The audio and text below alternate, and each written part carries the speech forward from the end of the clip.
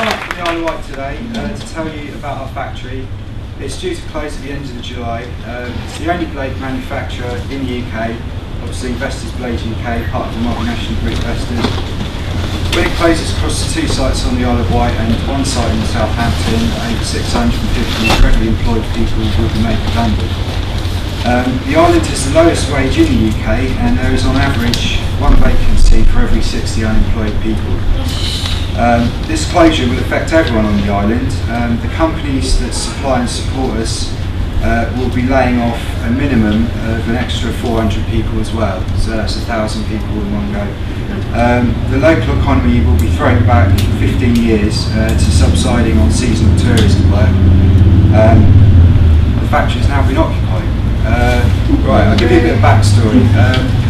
Last August, our shift patterns were changed to a longer shift pattern, 5 days a week and night shifts as well. We were told that if we work longer hours and work harder, that the company would have £50 million worth of investment put into it to retool the factory to make the next generation of pre-preg wind turbine blades.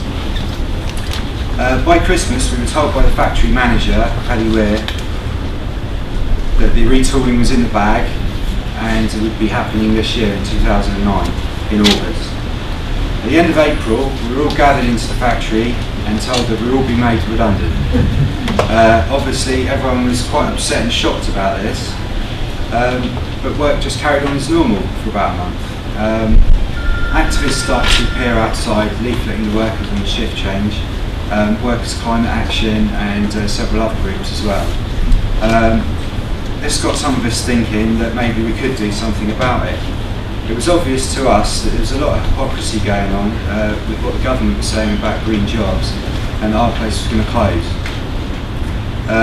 We also knew that the government aren't going to do anything about it, no one else is going to do anything about it, so we'll have to do something about it. We started, with the help of the activists, we started to organise meetings and try and recruit people on the shop floor whilst keeping it secret from the management. So anyway, we had a few meetings at my house and other people's houses. We got about sort of 20 to 30 people, and we decided we had enough people. Even though obviously there's several hundred people at the factory, we thought that we needed a group of people to go in and occupy and see what happened after that. So we got a plan together. On Monday, we were originally going to go in on Tuesday morning of this week. On Monday, the management got wind of it and went to the site in East Cowes and took a bit of paper around asking people to sign it, saying they wouldn't support any action. Only 2 people signed it. So we thought we'd better go in on Monday night. So we got our ropes and chains and our food and sleeping bags, and basically stormed the factory at 7:30 between shifts. All the doors were locked apart from the employees' entrance, and we used our clock cards to get in. We'd already decided to take the management offices at the front of the factory because it faces out onto the road and the media could see us, and there's also a balcony there.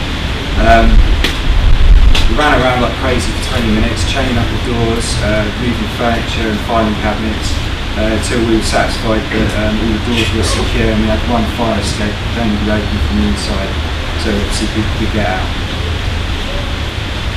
Police arrived 5 minutes later, threatened us, said if we came out now they wouldn't arrest us, and then threatened that they were going to kick the doors in and charge us for any damage they made. Luckily we had a legal chap, I can't remember his name, but he did a sterling job and he was outside, and we persuaded the police before they took any action they should talk to him. The management also turned up, they talked to our legal guy, and they realised that it wasn't just an adventure from a couple of, a few guys from the shop floor, it was actually a serious operation that we were engaged in. Before we went in, we did spend a week priming the media and getting contacts with invaluable help of various activists, including John, so that when we went in, obviously we'd have people to contact. The first day we were in there, the management gave us various threats and deadlines, like we're going to storm the building in 2 hours, come out now and you won't be arrested. That worried us a bit, but after the first few deadlines we realised it was all empty bluster. So we stuck to our guns.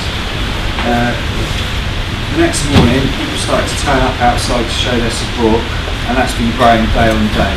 There were several hundred people outside last night. Obviously we had Bob Crow there and everything. The workers that are gathering outside were, I wouldn't say timid, but had a bit of trepidation the first day, but hour by hour they got bolder and louder, and that culminated on Wednesday when the management said that they wouldn't let any food in. We could go downstairs and get food, but obviously we'd be arrested and carted off. Then word got out that the police wouldn't stop food coming in, so the Vestas workers stormed through the private security guard lines and threw food up to the balcony. That was a great boost, and it looked awful for them on the TV. Vestas pretty much threw a fit and didn't know what to do. We had a banner outside from the balcony saying that we're being starved out, and that looked awful for them on the TV. The next day they erected a 7-foot fence around the whole site, but obviously they had to provide us food then, because none was getting in. They are providing food to the guys inside, not a lot, but enough to keep them going. I went in with the guys on Monday night. I had to come out on Wednesday afternoon, so I had something that I really had to do outside. I now wish that I'd stayed inside. As I say, we've had a couple leave, one leave to illness and another guy leave due to family pressure. But there's approximately 15 guys still in there, and they are committed and they're not coming out. We had 3 guys actually join us on Tuesday. They ran through the lines, escaped the police, and we let them in for the fire escape, so that was a big boost.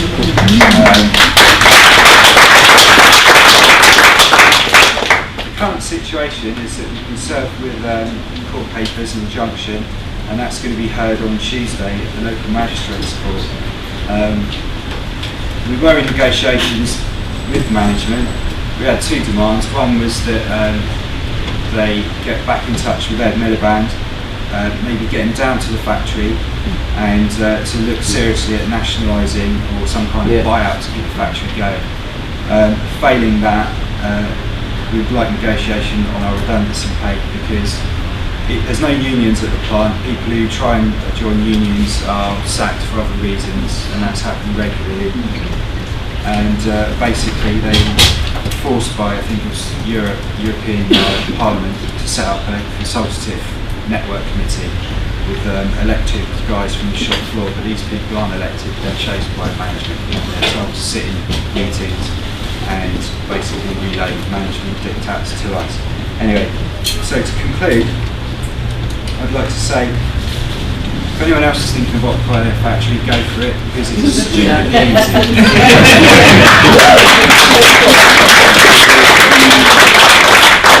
Start to find a group of guys and take strength from each other, and know that when you go in, you will have a hell of a lot of support outside. It's just having the courage to do it.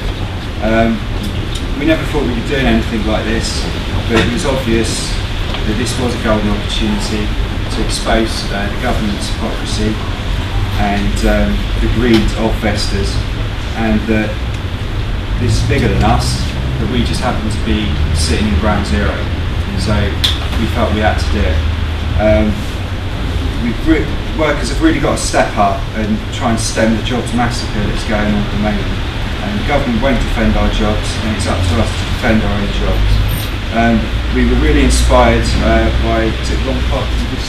Yeah, he spoke at a public meeting about a week before we went in, and we're really inspired by his experience, and we thought that we can't let that finish there. We've had Vistian, now we've had Vestas, and hopefully this will keep going on, because it's obviously it's the only way we're going to save our jobs. If you can help in any way, there's a picket at Ed Miliband's office on Tuesday, or donate money to the cause for costs and printing costs. And basically just try and get as much pressure through the media on Ed Miliband, but also on the management of Vestas, so that they will continue negotiating with the guys who are still inside. Probably banged on for long enough, so thanks for listening, and yeah.